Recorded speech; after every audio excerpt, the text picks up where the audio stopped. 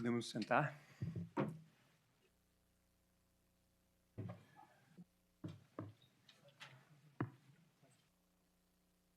Boa tarde a todos.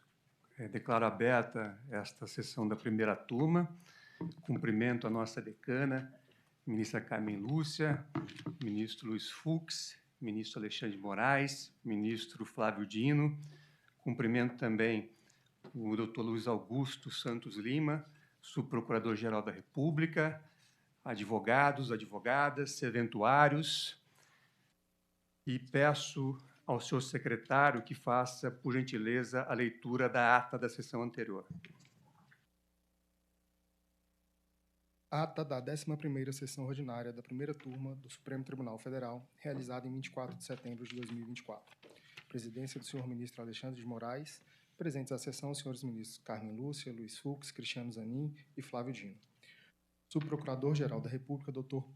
Paulo Vasconcelos Jacobina. Abriu-se a sessão às 14 horas e 54 minutos, sendo lida e aprovada a ata da sessão anterior. Alguma divergência? Declaro aprovada a ata. Presidente. Pois não, ministra Carmen Lúcia.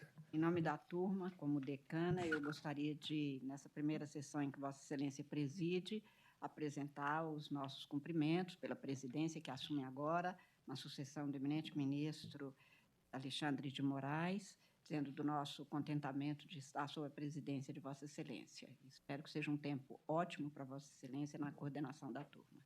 Eu agradeço os votos e digo que, para mim, é uma honra estar presidindo a primeira turma do Supremo Tribunal Federal nesse próximo período, e um desafio, como já disse, suceder o ministro Alexandre de Moraes na presidência, que realizou um trabalho firme, correto, e que nos levou a julgamentos relevantes, a posições importantes que foram adotadas pela primeira turma.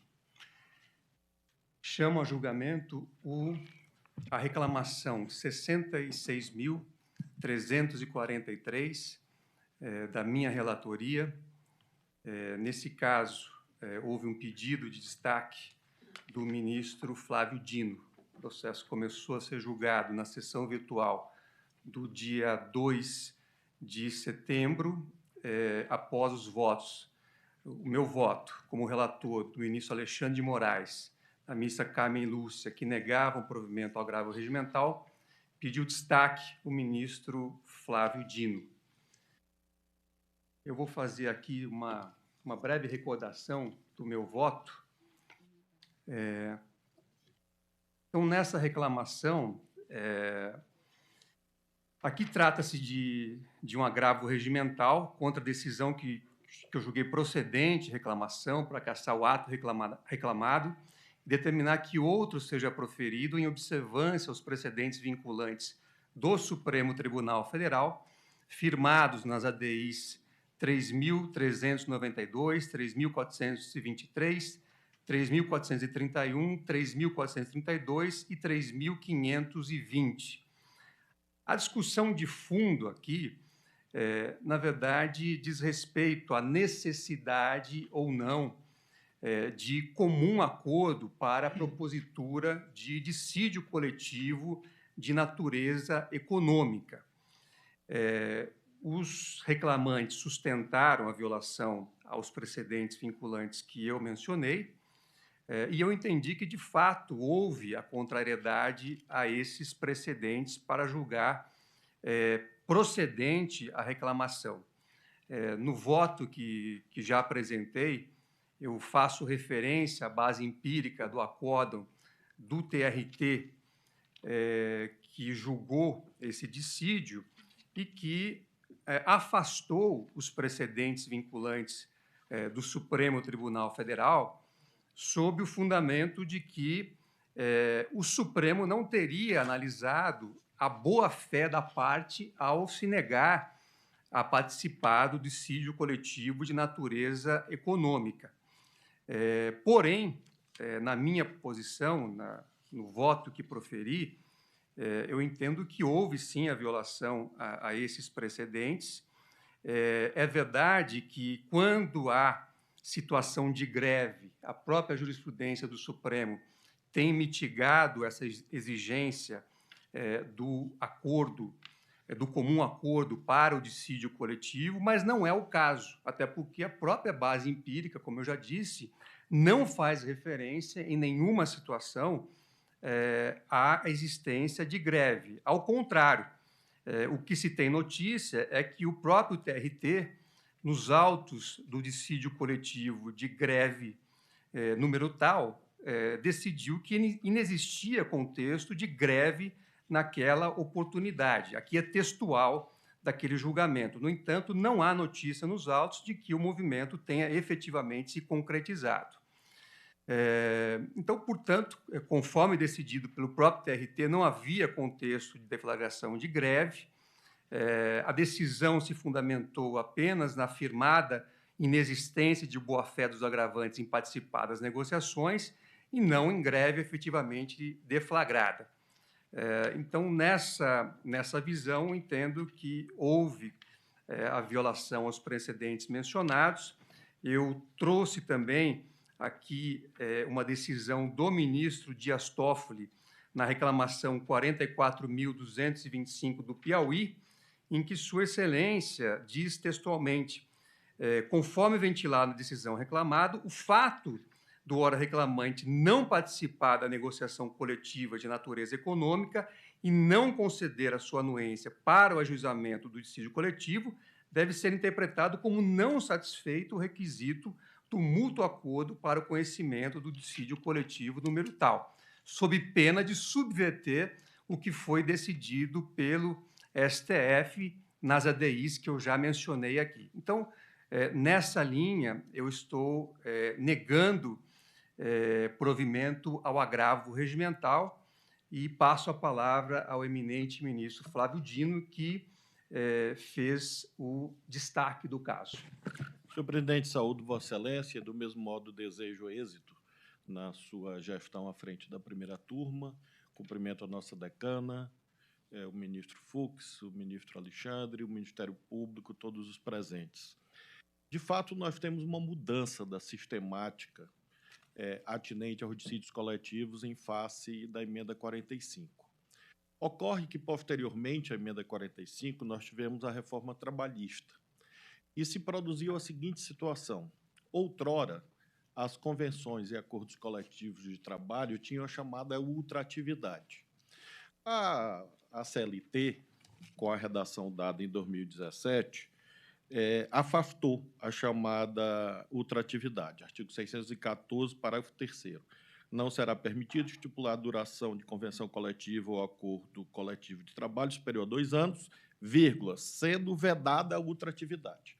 Se produz, então, eminente ministro Zanin, a seguinte situação.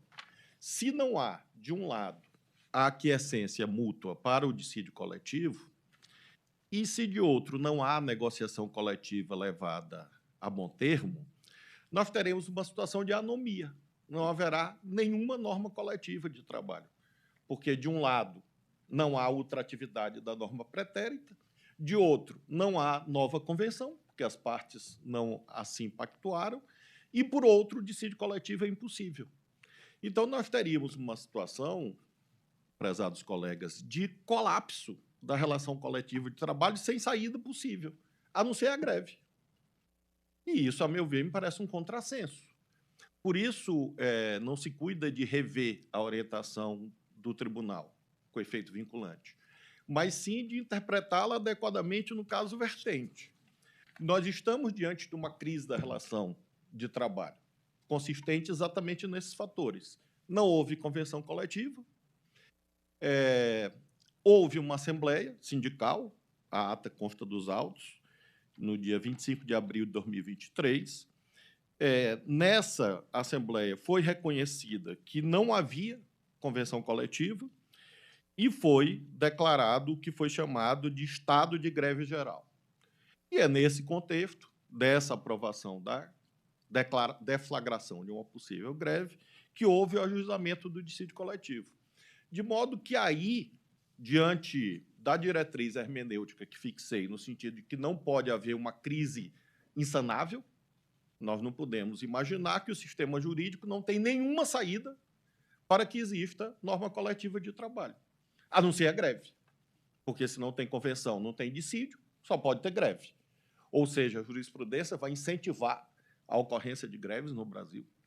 Então, me parece que nós precisamos ter uma orientação, e essa é a divergência respeitosa em relação ao voto de Vossa Excelência, no sentido de que, nas situações de conflagração da relação trabalhista, nesse caso, repito, há uma ata de uma Assembleia Geral do sindicato, dizendo que vai entrar em greve, em face dessa inexistência de pactuação. Lembrando, não há outra atividade, não há outro caminho. A norma pretérita não vale, não há norma nova, o dissídio coletivo seria impossível. Qual a saída? Entrar em greve. Então, o sindicato buscou esse caminho, conforme essa Assembleia Sindical, e daí porque eu considero que, assim como o TRT da 22ª Região considerou que havia as condições para a propositura do dissídio coletivo, assim também considero.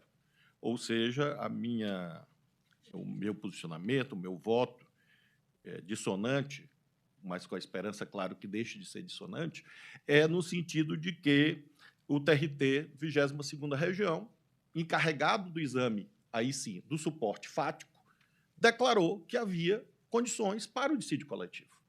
E, portanto, creio que os precedentes que excepcionam, e que Vossa Excelência mesmo refere, excepcionam a história, o requisito do comum acordo, devem ser aplicados ao caso, porque não havia convenção coletiva, havia uma crise, havia deflagração de um estado de greve, conforme a ata sindical, e o TRT da 22ª Região reconheceu a existência das condições para o dissídio coletivo.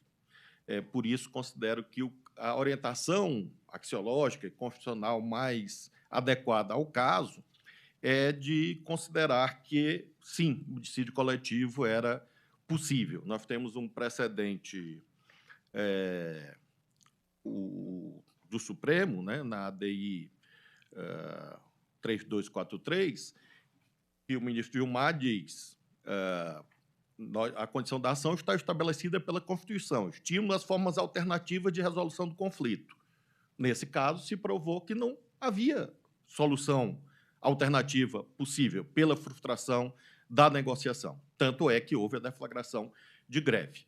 E, finalmente, como argumento adicional, considero que a reclamação não poderia revolver fatos e provas em relação a este item. Ou seja, se o TRT da 22ª Região, à vista da ata do sindicato, considerou que havia um colapso suficiente a ensejar o dissídio, exatamente para não gerar anomia, creio que o melhor caminho seria nós prestigiarmos a decisão de origem e rejeitarmos a reclamação exatamente sem revolver os fatos e considerar que esse é o caminho constitucionalmente adequado, na medida em que nós não podemos ter uma jurisprudência que alcance uma restrição ao acesso à justiça de uma largueza tal que nós, em vez de estarmos viabilizando soluções de conflitos, nós estamos levando a conflitos.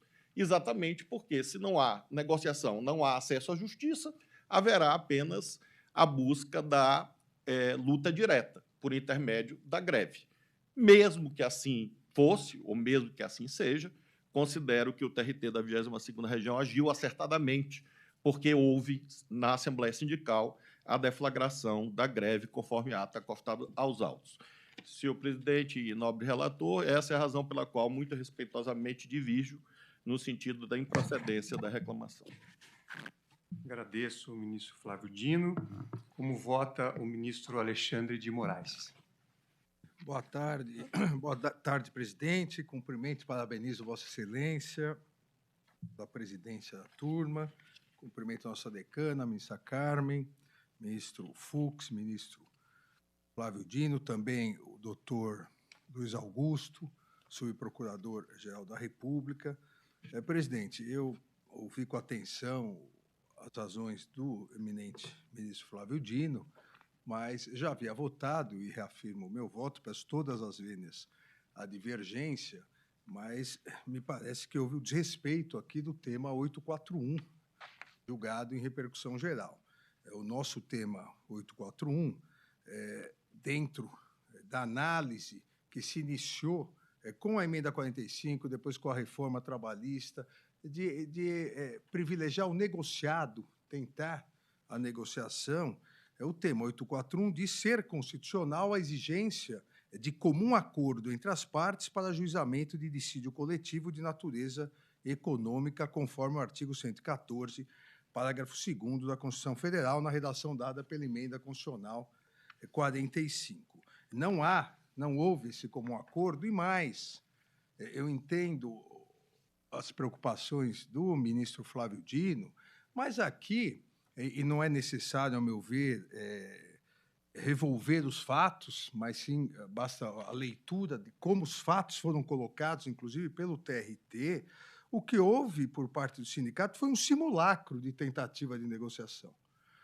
Após 2 rodadas de negociação, a negociação estava se iniciando, já partiram para a Justiça Trabalhista sem tentar, pelo menos, o comum acordo. E a ideia da reforma, na emenda 45, e depois interpretada pelo Supremo Tribunal Federal no tema 841, a ideia é colocar os sindicatos na mesa de negociação para tentar resolver, para tentar evitar a judicialização sempre. E aqui não houve nem essa tentativa. Por isso que eu diria, a afirmação de que faltou boa-fé ao sindicato patronal, veja, os fatos, e o próprio TRT da 22ª região coloca isso, os fatos são claros. Após uma segunda rodada, já houve um atropelamento por parte do Sindicato dos Professores e Auxiliares de Administração Escolar, inclusive com uma argumentação de que não seriam só 2 reuniões, porque esse início de movimento grevista seria uma continuidade do movimento. Isso foi em agosto de 2023, seria uma continuidade do movimento grevista de abril de 2023. Ou seja, eram coisas diferentes que se exigiria aí, pelo menos, a tentativa de um comum acordo. Então, com todas as vênias ao ministro Flávio Dino, me parece que houve aqui realmente o desrespeito ao decidido pelo Supremo Tribunal Federal. Acompanho o eminente relator no desprovimento do agravo interno. Agradeço ao ministro Alexandre de Moraes. Como vota o ministro Luiz Fux? Senhor presidente, eu vou fazer a juntada de votos. Cito aqui precedentes da nossa. Também no ARE 1400-750, da relatoria da ministra Rosa Weber. Quer dizer, efetivamente, o próprio Supremo Tribunal Federal, no contexto de flagração de greve, ele dispensa esse requisito.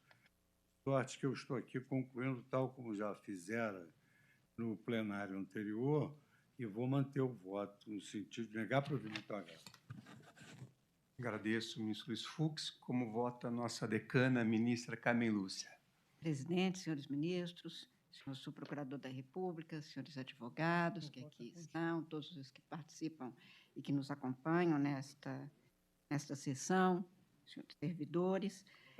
Presidente, eu já tinha também me manifestado anteriormente, estou reafirmando meu voto no sentido de negar provimento, em que pese os bem postos argumentos, agora apresentados pelo eminente ministro Flávio Dino, mas como Vossa Excelência já assentou em seu voto, aqui se tem realmente a invocação do tema 841, que teria sido efetivamente descumprido, razão pela qual não vejo razão naquilo que foi expendido como fundamento do agravo, e por essa razão eu também estou, como disse, reafirmando meu voto, acompanhando o voto de Vossa Excelência, com as vênias, evidentemente, do eminente ministro Flávio Dino. Então, proclamo o resultado. A turma, por maioria, negou o provimento à reclamação, vencido o ministro Flávio Dino, que dava provimento à reclamação, ao agravo, para julgar procedente a reclamação. Nós negamos provimento ao agravo. Isso. Já havia sido negado. Julgada a reclamação.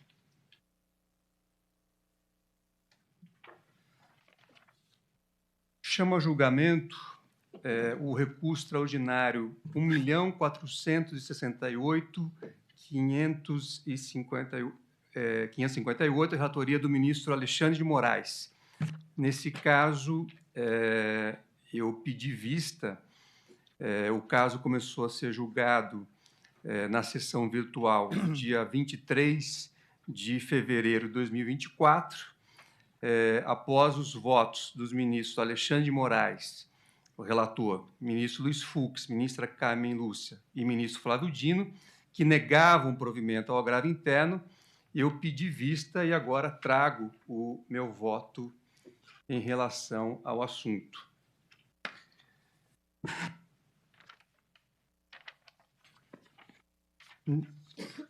Esse caso, na verdade, tem como pano de fundo a discussão sobre a atribuição das guardas municipais de realizarem ou não diligências ou investigações para promoverem, enfim, atos de persecução e, eventualmente, a prisão de pessoas. Eu queria dizer, em primeiro lugar, que votei inicialmente pela inclusão também das guardas municipais no Sistema Único de Segurança Pública, no julgamento da arguição de descumprimento do preceito fundamental 995, que foi julgado pelo plenário do Supremo Tribunal Federal. Mas, ao meu ver, isso não significa que as guardas municipais tenham um poder irrestrito de policiamento ostensivo e investigativo, que lhes autorizaria a realizar indistintamente atividades exercidas, por exemplo, pela Polícia Militar ou pela Polícia Civil. Entendo que as guardas exercem um poder de polícia sui generis, podendo desempenhar atividade de vigilância e realizar determinadas intervenções apenas naquilo que se referir à salvaguarda do patrimônio público do município em face de eventuais perigos. Entendo, por isso mesmo, que as guardas não têm atribuição prima facie para realizar buscas, sejam pessoais ou domiciliares. Na minha visão, a possibilidade de flagrante delito por guardas municipais em delitos previstos na Lei de Drogas, e aqui a discussão gira em torno da Lei de Drogas, pressupõe que a identificação da prática do crime não envolva qualquer tipo de diligência investigativa, como no caso em que o agente público flagra o suspeito vendendo ou consumindo drogas. Essas considerações eu faço para agora ir ao caso concreto. Nesse caso, a Guarda Municipal, em um primeiro momento, diz, segundo consta dos autos, que teriam avistado uma pessoa na rua que teria sido surpreendida pelos guardas municipais e teria dispensado uma sacola contendo drogas embaladas de forma posicionada. Isso é textual. Então, no próprio acórdão recorrido, não há sequer identificação de qual seria essa droga e qual seria a quantidade dessa droga. Só para lembrar, abrindo um parênteses, de acordo com o julgamento realizado pelo plenário do Supremo Tribunal Federal, se esta droga, por exemplo, fosse maconha, numa quantidade de até 40 gramas, o procedimento seria totalmente diverso de um flagrante por tráfico de drogas ou qualquer outra situação similar. Pois não, ministro Alexandre? Desde que não houvesse outros elementos que comprovassem a traficância. Exatamente. Balança, dados de anotação. Só que aqui, presidente, foram apreendidos 558 papelotes de maconha, 2 porções de chunk, 930 porções de cocaína, 464 porções de crack, 41 frascos contendo 369 mililitros de tricloroetileno. Isso. Não, Vossa Excelência tem plena razão. é que, na verdade, os atos se deram em sequência. Por isso que eu entendo que foram ilegítimos. Num primeiro momento, a Guarda Municipal teria apenas presenciado a dispensa, aspas, de uma sacola contendo drogas embaladas de forma porcionada. É isso que consta, isso é textual.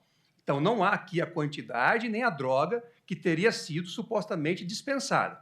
A partir desta situação, a Guarda Municipal promove uma diligência, que, ao meu ver, aí sim seria ilegítima, para ir à casa desta pessoa que teria dispensado essa sacola, e aí sim encontra as drogas que Vossa Excelência fez referência. Então, não tenho dúvida de que, segundo o acórdão recorrido, houve apreensão de uma alta quantidade de drogas e de objetos que indicam efetivamente a existência de traficância. Mas, para chegar nessa situação, foi necessário que a Guarda Municipal realizasse diligências que, ao meu ver, não poderiam ter sido realizadas pela Guarda Municipal. Se havia uma situação aparentemente que envolvia drogas a partir desse abandono da sacola, a Guarda Municipal tinha que ter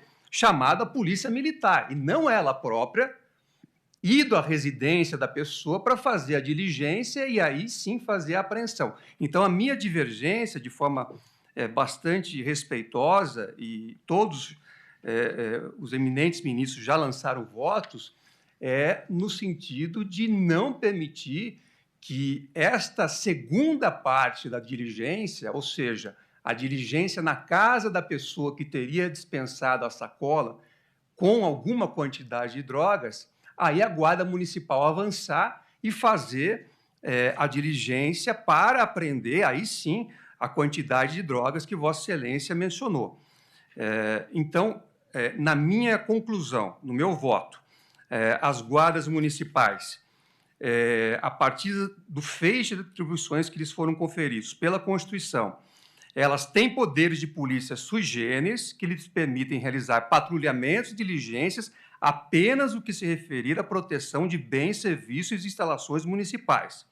Poderão, excepcionalmente, realizar buscas pessoais, com fundamento no artigo 244, contanto que vinculadas à imediata prevenção e repressão de delitos contemporâneos contra o patrimônio público municipal e diante da existência de elementos concretos que indiquem a posse do corpo de delito.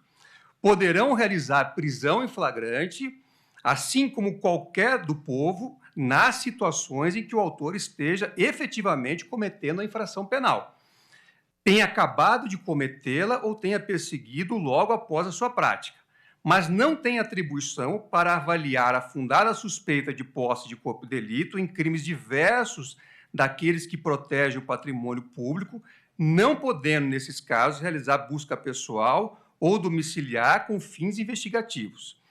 Em vista disso, na minha compreensão, somente poderão realizar prisões em flagrantes em delitos de tráfico de drogas quando o ato de traficância for evidente e contemporâneo, e não sendo necessária qualquer atuação investigativa para desvelá-lo. Então, a minha divergência respeitosa nesse caso é que, neste caso, a Guarda Municipal, pelo que consta dos autos, realizou, sim, atos de investigação ou diligências próprias das polícias militares. E por isso que eu considero ilegítima essa atuação no caso concreto, e por isso peço vênia para divergir do eminente relator e de todos os eminentes ministros que o acompanharam para dar provimento ao agravo e considerar nula a diligência realizada pela Guarda Municipal. Esse é o meu voto, senhor presidente, e não havendo... Vossa Excelência é o presidente mesmo. Mas se Vossa Excelência não quiser fazer nenhum comentário, eu proclamo o resultado. Não, eu gostaria só como relator, se o ministro Fux permitir, porque é uma questão muito importante, que inclusive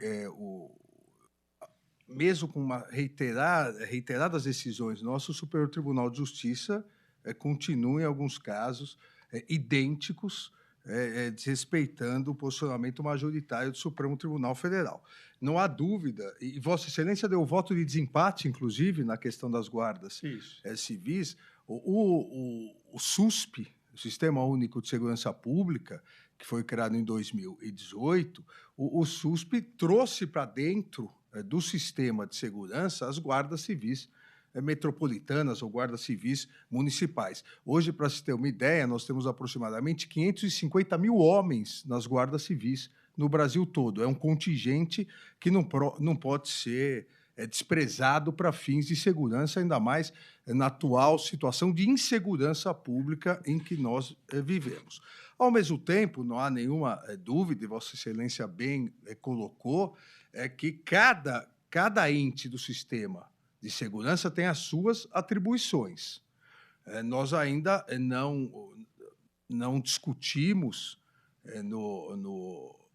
no Brasil o chamado ciclo completo, que é uma discussão que se coloca, às vezes, de todas as polícias poderem realizar, desde o início, desde o policiamento preventivo, a apreensão até a investigação. Hoje, nós temos constitucionalmente a Polícia Judiciária, que é a única que pode, a Polícia Judiciária no campo estadual, a Polícia Civil no campo federal, a Polícia Federal, que pode realizar diligências. E por que eu coloco isso?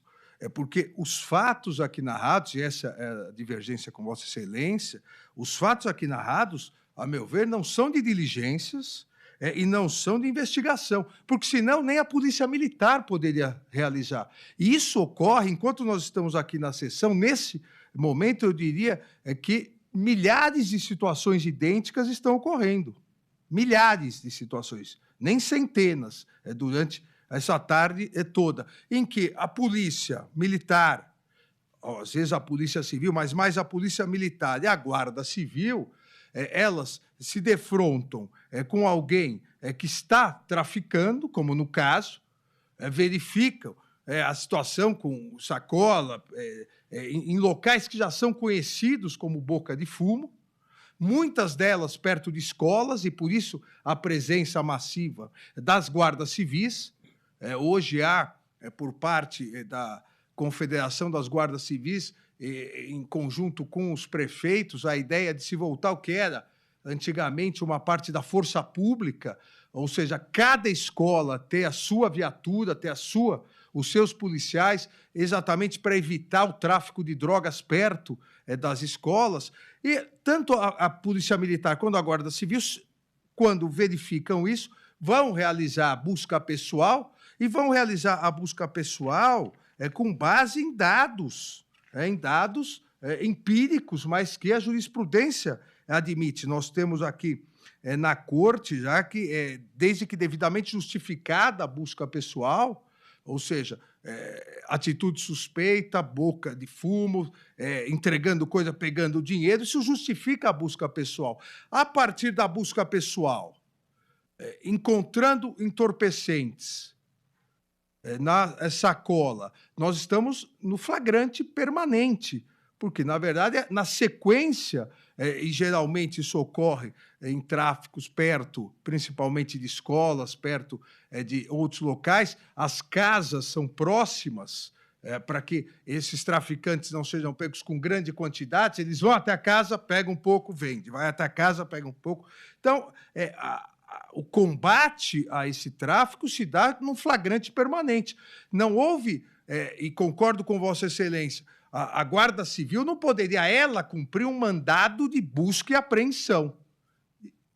Agora, ela não cumpriu um mandado de busca e apreensão, ela seguiu no flagrante permanente, ingressou no local onde havia um flagrante permanente com essa quantidade de droga, e mais do que a quantidade, a diversidade de drogas demonstra a traficância, maconha, cocaína, crack, entre outras drogas, e aí ela seguiu no combate e naquela apreensão das drogas, no flagrante, e realizou o flagrante, que, ao meu ver, qualquer do povo poderia realizar, porque o Código de Processo Penal autoriza qualquer do povo. Óbvio que qualquer do povo não vai realizar esse flagrante e nem deve, sob pena de maior insegurança pública. Mas a Guarda Civil, ao meu ver, não só pode, como deve.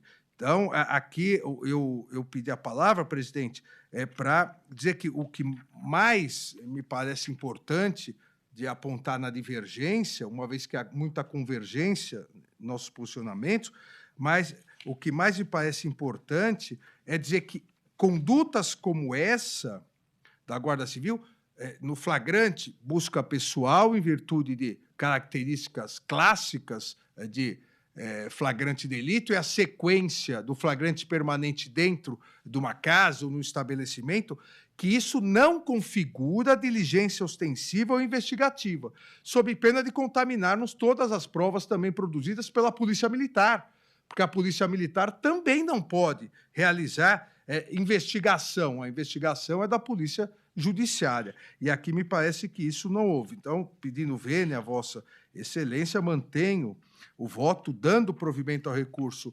extraordinário para cassar o acórdão recorrido e reconhecer a legalidade da prisão em flagrante e das provas dela decorrentes, determinando, por consequência, o prosseguimento do processo número tal do juízo da Vara Única da comarca de Embu-Guaçu. E esse local em Embu-Guaçu, onde houve a prisão, é conhecido como Boca de Fumo, em São Paulo. Obrigado, presidente. Eu queria só dizer, ministro Alexandre, que, de fato, quer dizer, nós temos aqui muitas convergências. O que me levou a divergir aqui foi o fato de a Guarda Municipal não ter feito uma descrição daquele primeiro momento em que ela teria surpreendido uma pessoa descartando uma sacola, mas sem fazer nenhuma descrição do que tinha na sacola. Presidente, realmente poderia ter sido melhor essa apreensão. Agora, no auto de apreensão, a Guarda Civil, ao apresentar ao delegado, juntou a droga dos dois locais, da sacola e do local das drogas. Deveria ter feito o melhor trabalho, mas, ao meu ver, isso é uma mera irregularidade que não afetaria a validade da prova. Presidente.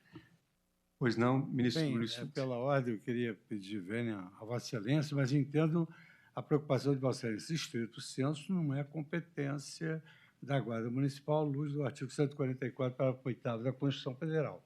Mas eu sempre me coloquei contrário a esse tipo de anulação pelos tribunais diante de uma prova prima facie evidente do cometimento de um crime. Eu votei contra a anulação da Lava Jato por força disso, porque isso seria um purismo estéril, porque deixa em aberto toda uma apuração, digamos assim, robusta em nome de uma competência irrisória, porque se o juiz é competente, manda para o juiz competente. Aqui, a Guarda Municipal, pelo menos nos precedentes do Supremo, ela integra a segurança pública. E aí tem um raciocínio que chega a ser paradoxal. Se uma pessoa do povo pode prender qualquer pessoa no cometimento de um crime, a Guarda Municipal, que integra a segurança pública, ela também poderia, digamos assim, ato contínuo, que Vossa Excelência diz que não está bem descrito, ato contínuo, ela poderia procurar onde está a droga e manter essa prisão em flagrante. E eu queria até contar aqui um fato interessante da eficiência da Guarda Municipal poder, em casos eventuais, exercer também uma atividade coadjuvante da segurança pública. Eu recebi um processo relativo ao Cesare Battisti, que, numa decisão do Supremo, determinou essa extradição, mas havia um tratado permitindo que o presidente decidisse, e o presidente decidiu não devolver. Posteriormente, ele cometeu uma falsidade documental, falsificou passaporte, falsificou dinheiro e fugiu para a Bolívia. Então, ele ofereceu uma reclamação dizendo que ele não poderia ter sido preso, porque já naquela época o Supremo dissera que ele não poderia ser detido por força do tratado, só que o tratado era uma coisa e aquela causa era outra.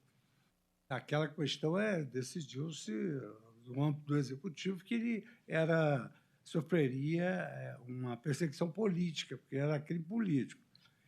Mas nessa segunda infração que ele cometeu, foi muito interessante isso, eu conto até porque é uma história interessante do Supremo Tribunal Federal. Nesse segundo delito, que ele falsificou passaporte, falsificou notas, enfim, ele fugiu para a Bolívia. E quem prendeu ele foi um guarda municipal, que estava apitando o trânsito, porque nós fizemos 20 retratos falados com a Polícia Federal do Cesare Battisti. Ele foi preso no mais simples, com a mesma cara de sempre. E quem o prendeu foi um guarda municipal que estava apitando o trânsito e pediu a ele: "Senhor, espera um instantinho aí que eu preciso tomar uma providência". E 2 minutos depois, os caras Binieri estavam lá e levaram direto para a Itália. E chegou na Itália, ele disse que não era preso político, coisa nenhuma, que ele era um assassino de aluguel. Enfim, mas quem prendeu ele foi a Guarda Municipal. Então, Presidente, mostrar a perdão. eficiência da Guarda Municipal.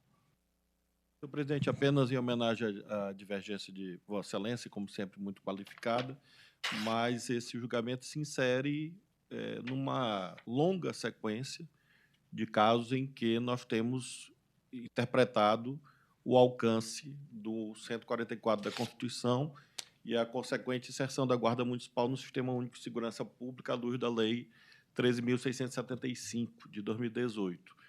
De fato, é um tema ainda controvertido, até porque nós temos reminiscências históricas que dificultam essa inserção.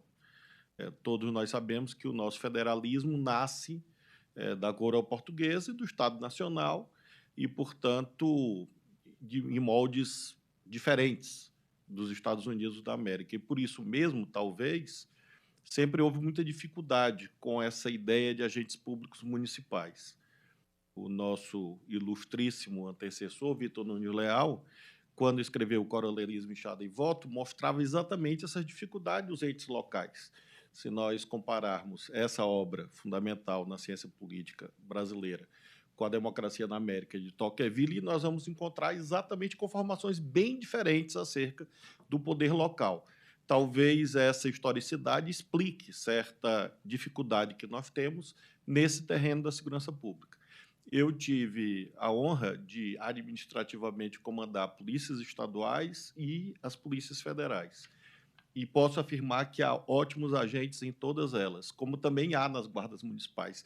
E há péssimos também na Polícia Federal e nas polícias estaduais, como também nas guardas municipais. Há, às vezes, uma tentação de nós generalizarmos a ideia que atribuir ou reconhecer competências, a meu ver, já pré-existentes, das guardas municipais, conduziria necessariamente a uma miríade de abuso de poder. Não vejo assim.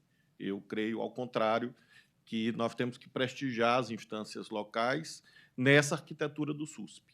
Eu comparo as guardas municipais à atenção básica à saúde. O guarda municipal é o agente comunitário de saúde por paralelismo, ou seja, aquele que deve fazer a polícia de proximidade. Idealmente, as polícias estaduais fariam isso, não fazem, porque nossos estados são muito grandes. Eu governei um estado de 217 municípios e sei bem a dificuldade de garantir a presença das polícias estaduais próximo ao cidadão. Imaginemos em Minas Gerais, com seus 857 municípios, quão difícil é. Por isso, creio que é uma construção jurisprudencial coerente, que vai exigir aperfeiçoamento dos controles. Até, doutor Luiz Augusto, um tema, a meu ver, primacial para o controle externo da atividade policial, essa compreensão de que, paulatinamente, a jurisprudência do Supremo, diferente de outras instâncias do Poder Judiciário, tem reconhecido poderes que o ministro Zanin tem razão.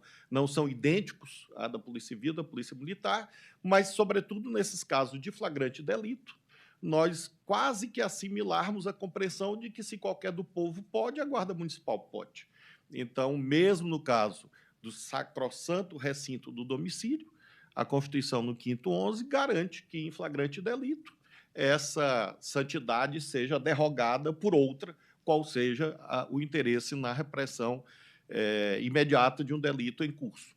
Então, creio que, não há dúvida, nós precisamos aprimorar os controles, os protocolos, os manuais, mas não expungir as guardas municipais de onde elas estão, no 144.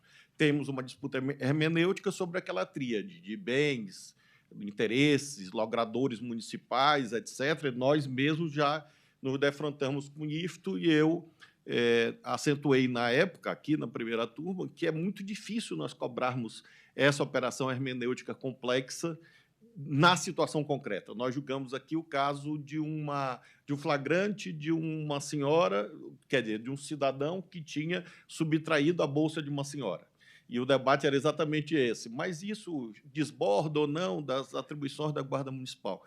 Creio que a diretriz proposta pelo ministro Alexandre, e que vem sedimentando aqui, é mais indicada no sentido de, repito, com controles, inclusive sob a ótica do Ministério Público, nós progressivamente consolidarmos essa orientação hermenêutica no sentido que as guardas municipais não são iguais às polícias civis, não podem fazer inquérito, não são iguais às polícias militares, inclusive no tipo de armamento que devem usar, mas elas têm um papel, a meu ver, basilar na estruturação do Sistema Único de Segurança Pública, daí porque, nesse caso concreto, como houve apreensão de grande quantidade de droga, busca pessoal e, portanto, uma busca domiciliar alinhada com o Código de Processo Penal, creio que a solução preconizada pelo eminente relator é a mais indicada e, respeitosamente, divido, embora compreenda o voto de Vossa Excelência.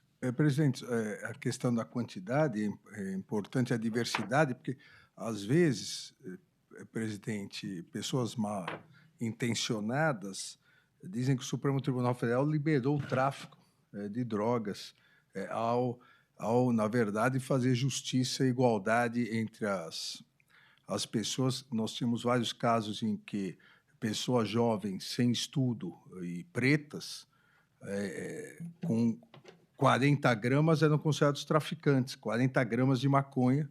Na verdade, a mediana não era nem isso, 19 gramas de maconha, uma pessoa com 20 anos, analfabeta, ou só com o primeiro grau e preta, era considerado traficante, mesmo que não tivesse nenhum outro elemento.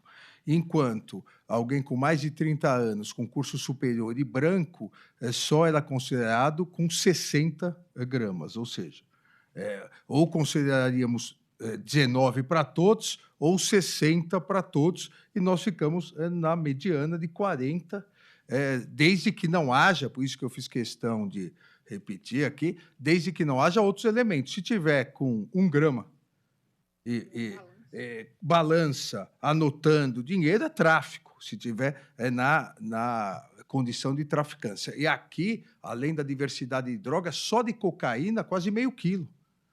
Meio quilo, levando em conta que cada carreira é 0,1 grama, quase 5 mil cheiradas, né? 5 mil carreiras. Ou quase R$200 mil, meio quilo. Exatamente. Obrigado, presidente. Isso é Camilo Lúcia. Presidente, eu também cumprimento Vossa Excelência pelos argumentos que foram apresentados. Entretanto, aqui eu estou ratificando o voto que anteriormente tinha dado, no sentido de acompanhar o eminente ministro relator, ministro Alexandre de Moraes, com as achegas que já foram trazidas nos votos dos colegas. E, do meu ponto de vista, o que é preciso que talvez a gente, nesta revisão, ou neste novo olhar, ou na consequência do olhar sobre o papel da Guarda Municipal, que, neste caso, não é por ser Guarda Municipal, é por ser alguém que, num caso de flagrante delito, atua desenvolvendo, portanto, o que poderia ter sido feito até mesmo por alguém do povo. E quando se afirma que, e Vossa Excelência afirmou, que esta outra diligência, e bem afirma o ministro Alexandre de Moraes, na minha compreensão e com as vendas da compreensão exposta por Vossa Excelência, quando o ministro afirma que isto aqui não é uma outra diligência, se o crime é permanente e houve uma sequência, na verdade, o que nós tivemos era ainda a sequência do que é a própria flagrância, que é a ideia da flama, da chama acesa que continua a arder. E, por isso mesmo, se tem um estado de flagrância, numa permanência de percepção do crime, abordagem e a sequência, que chega ao ingresso na casa, considerado, sim, como já bem lembrou o ministro Flávio Dino, asilo inviolável, mas que não foi violado pelo próprio morador quando pratica crimes e estende ao espaço público. E este espaço público municipal, e aqui se tem um caso em que mais uma vez, o ministro Alexandre também observa, nós estamos em que, naquele espaço público, as cracolândias todas, por aí, são espaços que precisam de ser guardados para a preservação de um bem público maior, que é o da segurança de todas as pessoas. Então, eu acho que aqui não houve uma segunda fase, ou um desdobramento de uma fase de abordagem e depois de uma diligência, como se tivesse uma repartição de atribuições, a finalização de um momento e o início de uma outra, e esse outro é que teria que ser feito exclusivamente pelo órgão competente de segurança. O ministro Flávio lembra, nós somos municipalistas, não somos federativos na nossa essência. Pergunta se alguém de onde ele faz referência ao município, porque é ali que você tem a sua vida plantada, a sua vida realizada, pelo menos de maneira direta, imediata e no dia a dia. Você vê o Brasil como um todo, na sua especificidade dos 5.569 municípios, para dizer que, se a gente precisar de uma abordagem de segurança pública, e o Brasil precisa de prestar atenção nisso, sob pena de nós termos a calcificação de uma territorialização do crime que pode chegar a narcos-governos. E isto é gravíssimo. E isto não está distante como se pretende. Quer dizer, é preciso que o olhar do próprio Poder Judiciário, do Ministério Público, das polícias, do Ministério da Justiça e Segurança Pública atentem para a realidade. Ortega y Gasset, eu e minhas circunstâncias. As circunstâncias de um país, como foi descrito agora pelo ministro Alexandre, rememorando seu voto, que alguém pega um pouquinho e deixa o resto em casa e volta ali e vende de novo, sendo que a quantidade de drogas que foi obtida por este ato da Guarda Municipal, e que poderia ser de outro órgão da segurança, e que, no primeiro momento, podia ser de alguém do povo, a nulidade disto aqui é, na minha compreensão, e com todo respeito pelos argumentos de Vossa Excelência, uma sinalização muito grave do que representa a atuação do Estado, que tem o dever de assegurar, além daquele que está traficando, aquele que tem o direito de circular livremente por esse espaço municipal. Por isso, me parece aqui que não houve a quebra desse processo de abordagem, que houve uma continuidade da flagrância como é um crime permanente, ou seja, um crime que continua, e comprovado que havia um grave cometimento de um delito que também é muito sério e grave e com comprometimento da segurança pública, razão pela qual eu, como disse, com todas as vênias do voto, muito bem apresentado por Vossa Excelência, com argumentos extremamente sérios, entretanto, não suficientes a me convencer, e eu estou ratificando meu voto e acompanhando o eminente ministro relator. Então, a turma, por maioria, negou provimento ao agravo regimental, vencido o ministro Cristiano Zanin, que dava provimento ao recurso.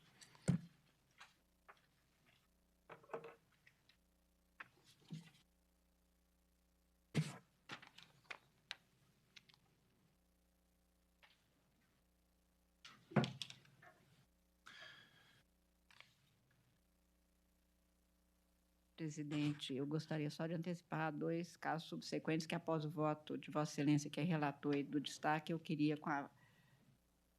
se for possível, com a anuência do ministro Alexandre e do ministro Fux, antecipar depois de chegar a essa fase pedido de vista. Pois não. Apenas para antecipar, porque Vossa Excelência deve apregoar. Pois não, ministra Carmen Lúcia. Então, chama a julgamento o agravo regimental nos embargos de declaração, no segundo agravo regimental, no recurso extraordinário com agravo 1.480.888 da minha relatoria. Pode. É que não é isso. Então, começou, Renata.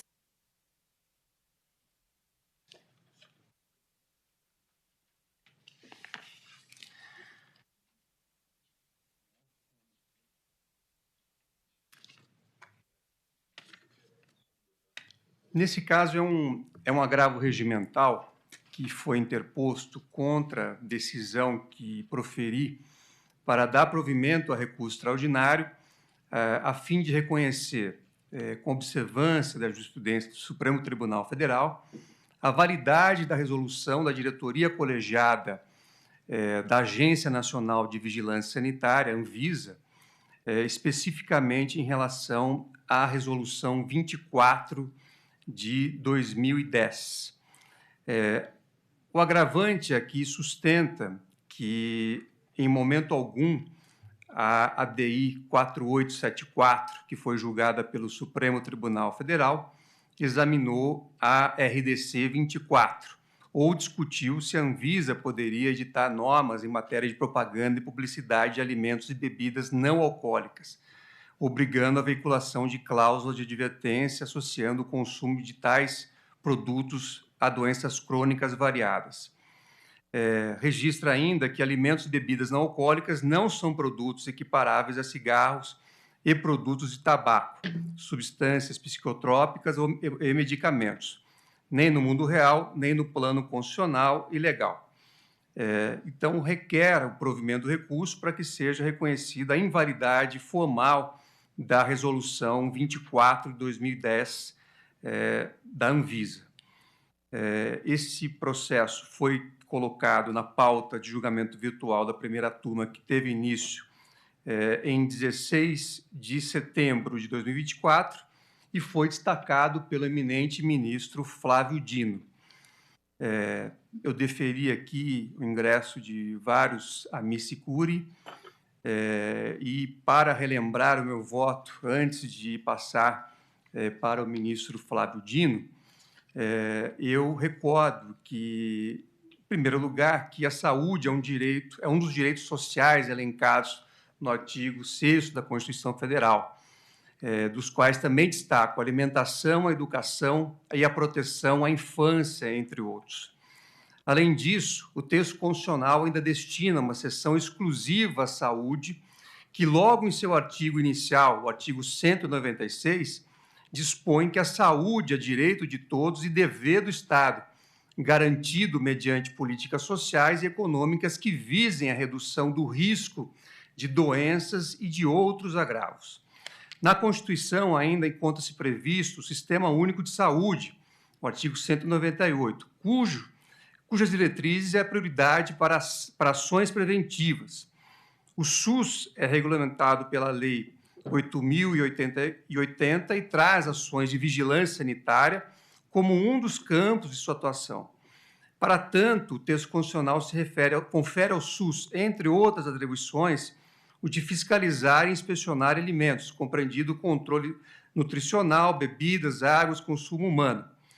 Nesse sentido, entendo que a resolução da diretoria colegiada da Anvisa RDC 24/2010 foi editada em total respeito ao princípio da legalidade e dentro da esfera de atribuições por lei conferida à Anvisa, à luz do que dispõem os dispositivos constitucionais tidos como violados.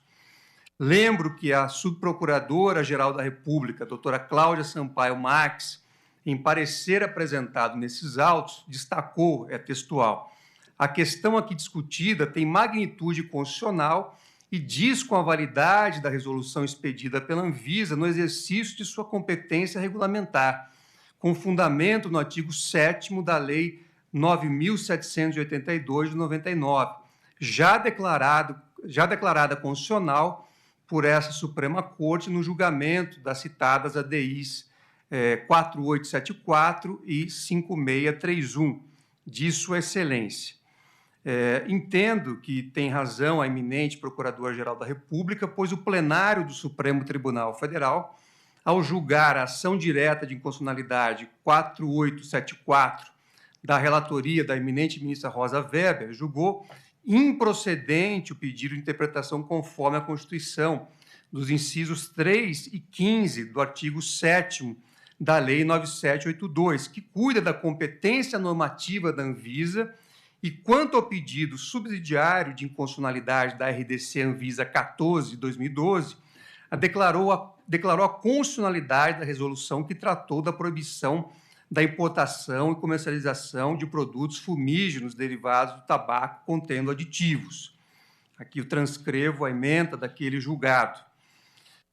Conforme bem destacado naquele precedente, e aqui é textual, a liberdade de iniciativa não impede a imposição do Estado de condições e limites para a exploração de atividades privadas, tendo em vista a sua compatibilização com os demais princípios, garantias, direitos fundamentais e proteções constitucionais, individuais ou sociais, destacando-se, no caso da divulgação dos altos teores de açúcar, gordura, sódio dos alimentos não saudáveis, a proteção da saúde e o direito à informação. Entendo eu que o risco associado ao consumo desses alimentos não saudáveis, notadamente por crianças e adolescentes, justifica a sujeição do seu mercado à intensa regulação sanitária, tendo em vista o interesse público na proteção e na promoção da saúde. Com o mesmo entendimento, cito outros julgados sobre a matéria e registro que essa orientação foi observada pelo plenário do Supremo Tribunal Federal ao reconhecer a repercussão geral da questão constitucional no debate no recurso extraordinário com agravo 1.348.238 da relatoria do eminente ministro Dias Toffoli, que é o tema 1252 da repercussão geral, que tem o seguinte teor: competência da Agência Nacional de Vigilância Sanitária, Anvisa, para editar normas sobre restrição e importação de comercialização de cigarros, especificamente as contidas na resolução da diretoria colegiada número 14 de 2012, no que proíbe o uso de certos aditivos.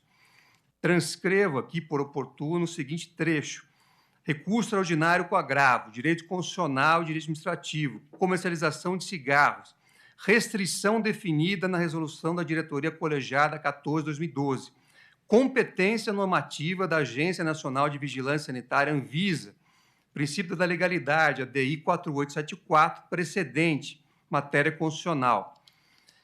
Desse modo, observo que o Tribunal de Origem, ao considerar que a Anvisa não tem competência para disciplinar, por meio de resolução, a questão referente à propaganda e publicidade de produtos que possam ser nocivos à saúde ou ao meio ambiente, ante a ausência de previsão legal, divergiu, na minha compreensão, da jurisprudência firmada no Supremo Tribunal Federal.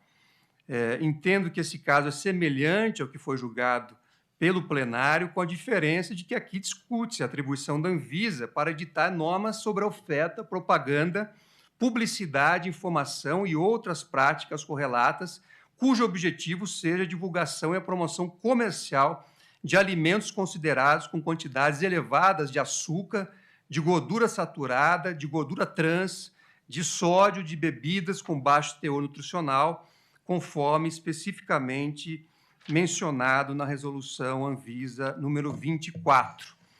Entendo que essa resolução tem como objetivo principal proteger a saúde pública, especificamente no que diz respeito à alimentação e nutrição das pessoas. Ela busca controlar a divulgação de alimentos e bebidas que possam contribuir para problemas de saúde, como obesidade, doenças cardiovasculares, diabetes e outras condições relacionadas à má alimentação.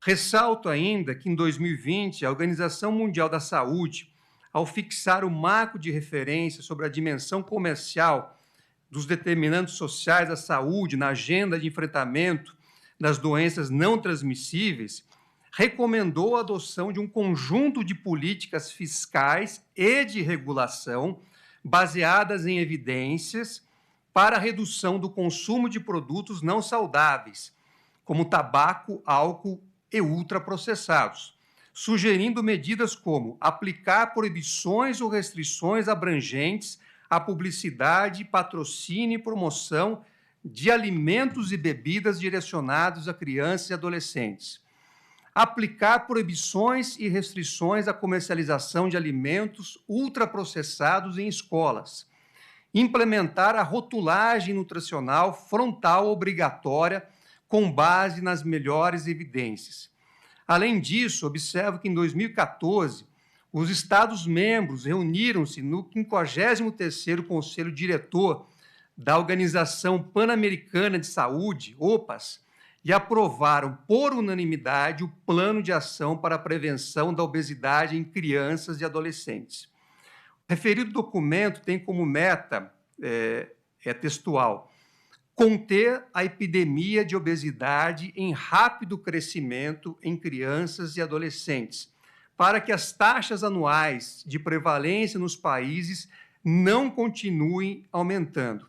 E sugere, também é textual, a implementação de um conjunto de políticas, legislação, regulamentações e intervenções efetivas nas seguintes áreas de ação estratégica, entre elas, regulamentação do marketing de alimentos com a edição de regulações para proteger crianças e adolescentes do marketing de bebidas açucaradas, produtos para lanches rápidos com alta densidade energética e fast foods, e também a instituição de normas para a rotulagem da parte frontal da embalagem para facilitar a rápida identificação de produtos não saudáveis.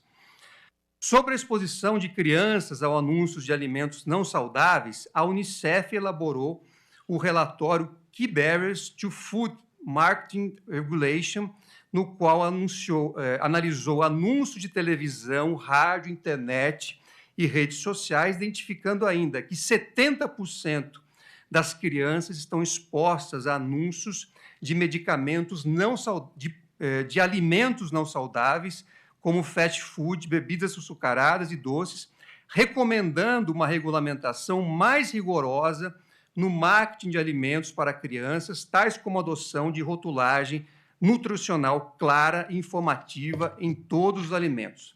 Então, nesse contexto, e sem querer cansar todos os eminentes colegas, entendo que é possível aferir que a Agência Nacional de Vigilância Sanitária desempenha um papel crucial na proteção da saúde pública no Brasil.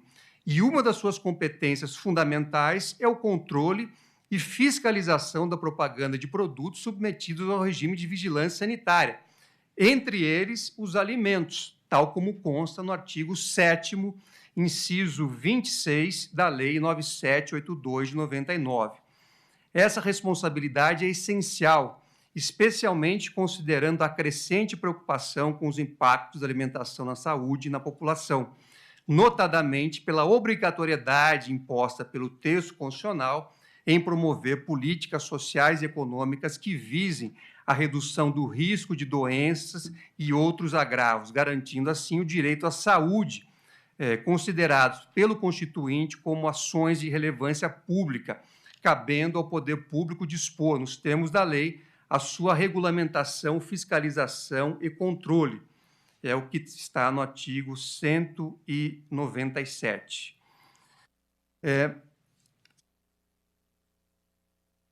Também registro que a Anvisa possui expertise técnica e científica para avaliar a segurança alimentar e os riscos associados aos produtos consumidos, competindo à sua diretoria colegiada a edição de normas sobre matérias de competência da agência, sempre embasada em evidências e pesquisas sólidas.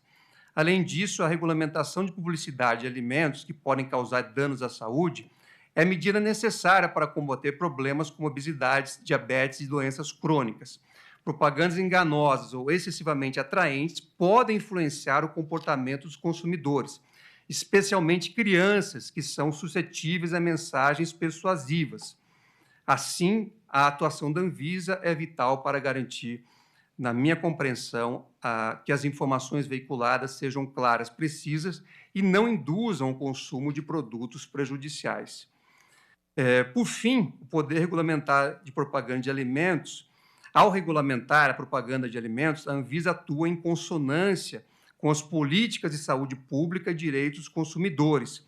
A sua intervenção não é apenas justificável, mas necessária para assegurar que todos tenham acesso a informações corretas e que sua saúde seja protegida em um mercado cada vez mais complexo e dinâmico.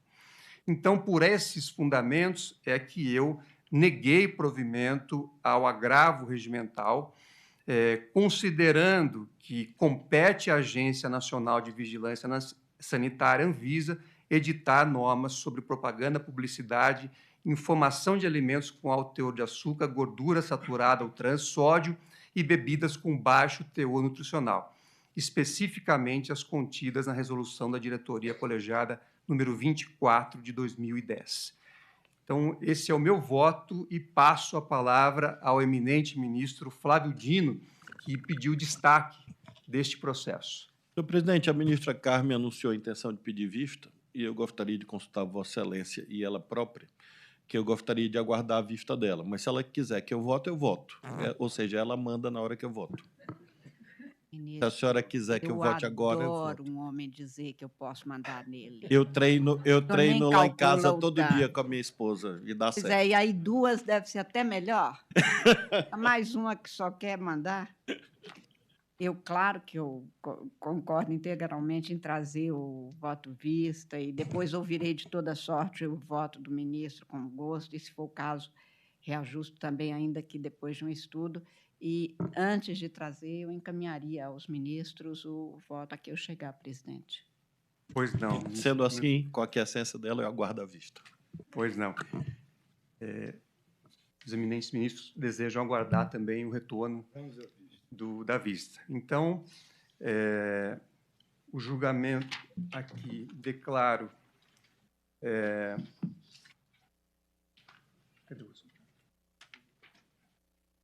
o resultado parcial, apenas o relator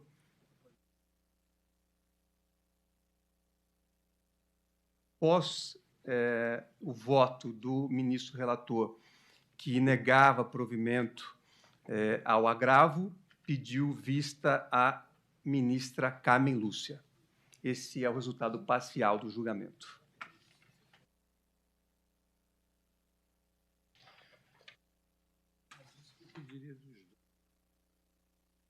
No próximo, presidente, eu gostaria de votar, porque eu vou reajustar meu voto. Eu sou o relator e eu estou modificando o sentido para aderir à posição de Vossa Excelência. E aí eu votaria e, se fosse o caso, pararíamos. Porque nós estamos numa posição inversa, né? No anterior, Vossa Excelência, o relator pediu destaque, agora Exato. É exatamente o contrário. Como eu estou mudando o voto em relação ao plenário virtual, eu gostaria de votar, e aí, a critério de Vossa Excelência, suspendia com pedido de vista da ministra Carmen. Pois não, ministro Flávio. Então, chama a julgamento o agravo em recurso extraordinário 1.480.000... Não, é o agravo em recurso extraordinário 1.477.940 da relatoria do eminente ministro Flávio Dino, no qual eu pedi destaque. Vossa Excelência tem a palavra, ministro Flávio Dino. Senhor presidente, apenas para nivelamento do conhecimento geral, à semelhança do caso precedente, nós estamos discutindo aqui a validade de uma resolução da Anvisa, só que deve estar feita relativa a medicamentos. Então, nós temos aqui esta controvérsia, se a Anvisa tem ou não essa competência normativa. Inicialmente, considerei, na turma virtual, que a Anvisa havia ultrapassado os mandamentos ou os mandados de regulação que ela possui, mas, analisando o voto divergente de Vossa Excelência, eminente presidente, assim como do ministro Alexandre, resolvi reajustar meu voto nesse exercício dialético de construção da verdade que deve marcar os colegiados, no sentido de dar provimento ao agravo, ou seja, de reconhecer que o precedente da minha ilustre antecessora, a ministra Rosa Weber, na DI 4874, relativo a tabaco, se aplica à perfeição a esse caso, porque se cuida de substâncias ambas enunciadas expressamente no artigo 220, parágrafo 4º da Constituição, tanto no que se refere ao tabaco, que é o precedente da ministra Rosa, como também aqui em relação a medicamentos. Trata-se de produtos que estão explicitados como objeto de restrição. E, por isso mesmo, neste caso, e apreciando os argumentos bem lançados por Vossa Excelência e pelo ministro Alexandre, eu estou, com base no 220, parágrafo 4º, considerando que a Anvisa atuou em conformidade com os limites constitucionais e legais nesse caso, dando concretude a vários comandos constitucionais, inclusive mencionados por Vossa Excelência no caso precedente. A conclusão é de provimento do agravo, para dar provimento ao recurso extraordinário, reformar o acórdão recorrido e julgar válida a RDC 96/2008 da Anvisa sobre medicamentos como voto. Inverto o ônus da sucumbência. É como voto. Obrigado, ministro Flávio Dino. Nessa linha que eu havia proferido meu voto também, ministro Alexandre de Moraes, como vota Vossa Excelência? Pedi vista. Eu antecipei o pedido de vista. perfeito. Isso, Então, eu vou aguardar. perfeito. Então, Eu, assim como o ministro Flávio Dino, tenho juízo. perfeito. Então, nesse caso, Controle externo. o resultado parcial é após o voto do relator que dava provimento ao agravo regimental para dar provimento ao recurso extraordinário, reconhecer a violação dos artigos 6º, 196, 197, 220 da Constituição Federal e reformar o acordo recorrido para julgar válida a resolução da diretoria colegiada número 96/2008 da Anvisa, com inversão dos ônus sucumbenciais à majoração de 10% dos honorários advocatícios, o ministro Flávio Dino, a ministra Carmen Lúcia pede vista dos autos. Esse é o resultado parcial do julgamento. Encerrada a nossa... Pois não, ministro Alexandre? Presidente, antes de encerrar a sessão, eu gostaria aqui só de desejar toda a sorte à ministra Carmen Lúcia no domingo. Domingo, agora, dia 6 de outubro, nós teremos o primeiro turno das eleições municipais. No dia anterior, a Constituição faz 36 anos, então temos já 36 anos do Estado democrático de direito, de normalidade institucional, em que pese nuvens e tempestades, mas a fortaleza da Constituição e a força das instituições são demonstradas exatamente quando há chuvas e trovoadas. E as nossas instituições, em especial o Poder Judiciário, o Supremo Tribunal Federal e o Tribunal Superior Eleitoral, vêm demonstrando que a Constituição acertou ao fortalecer o Poder Judiciário, que a Constituição acertou ao conceder ao Tribunal Superior Eleitoral a coordenação de todo o processo eleitoral. E esse ano o processo eleitoral está em ótimas mãos da ministra Carmen Lúcia. São 155.912.680 eleitores nos mais de 5.560 municípios do Brasil. Estamos chegando a mais de 85%, a ministra Carmen Lúcia conseguiu aumentar esse número sob a sua presidência, mais de 85% já de biometria. É sempre bom lembrar que isso reforça ainda mais a segurança na hora do voto, e só não chegamos a 100% em virtude da pandemia, que acabou, obviamente, atrasando um pouco. A pandemia parou tudo, imagina então biometria, né, que seria o contato de um com o outro, mas já 85%, chegando a 85% de biometria. E então eu faço questão, até junho estava ao lado da ministra Carmen Lúcia no Tribunal Superior Eleitoral. Vossa Excelência agora já é ministro substituto do TSE e diretor da escola do Tribunal Superior Eleitoral, obviamente auxiliando a ministra Carmen Lúcia, que já tem a experiência de eleição passada. Eu tenho certeza, ministra Carmen Lúcia, que será um grande sucesso e uma grande festa da democracia, dia 6/10. Nós costumamos dizer que, para nós do TSE e do Supremo Tribunal Federal, na verdade, não importa quem vença as eleições. Importa que as eleições sejam transparentes, livres, justas, e que o Tribunal Superior Eleitoral faça o seu trabalho, que é garantir, a cada 2 anos, nas eleições, garantir o único país do mundo. Nós somos a 4ª maior democracia do mundo em número de eleitores, mas é o único país do mundo que dá o resultado no mesmo dia, 100% do resultado, pouquíssimas horas após o último eleitor, a última eleitora votar. Então, eu faço questão aqui, ministra Carmen, no privado já desejei boa sorte, aqui no público também desejar boa sorte e dizer que eu me tranquilizo muito porque o TSE está sob a sua direção. Obrigada, ministro. presidente, fazer uso. Eu agradeço enormemente, desejo que também todo o trabalho que foi realizado, e Vossa Excelência, como lembrou, até o dia 3 de junho lá estava, as eleições não são preparadas num período só, termina a eleição no dia seguinte, o Tribunal Superior Eleitoral, a Justiça Eleitoral Brasileira, começa os trabalhos para o próximo pleito. E este trabalho foi realizado sob a presidência de Vossa Excelência, que já tinha assumido ônus brutais nas dificílimas eleições de 2022, que deram testemunho da segurança, da fortaleza da Constituição brasileira, que, como Vossa Excelência lembrou, no dia 5 de outubro, sábado, completa 36 anos de vigência agora, não 34 anos, a que se completar no dia 7 de outubro, portanto, 2 dias depois de completar 34 anos, dando a demonstração de que, primeiro, democracia é o melhor dos regimes e o único que possibilita isto, que aquele voto depositado pelo eleitor, pela eleitora, seja computado, o que for totalizado vai ser proclamado e o que for proclamado eleito será empossado. E, por isso mesmo, é um trabalho muito, muito grande, de um grupo muito significativo de servidores públicos exemplares, de dedicação absoluta.